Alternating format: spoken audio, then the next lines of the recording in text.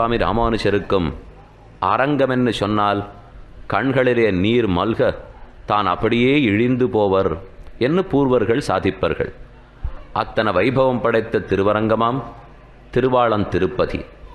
அதனுடைய மகாத்மியம் என்ன, எப்படி எம்பெருமான் இந்த திவ்யதேசத்துக்கு எழுந்துருளினான்கிறதை பல பேர் ஆழ்ந்து அனுபவித்துள்ளார்கள். அதை கொண்டுதான் நாம் இந்த கோட்டிலே ஏதோ ஒரு சிறு துளி பார்த்து கொண்டு வருகிறோம்.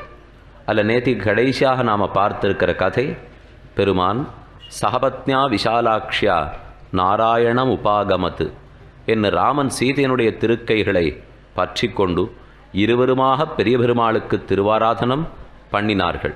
அப்படிங்கிறதையும் பார்த்தோம். கடைசியாக ராவணவதமும் முடிந்தது. புஷ்ப விமானத்தில் ஏறி அமர்ந்தார்கள். எல்லா சைன்யமும் சேர்த்து அயோத்தி பட்டணத்திலே வந்து இறங்கித்து ராமனுக்கு திரும்ப பட்டாபிஷேகத்தை நடத்தினார்.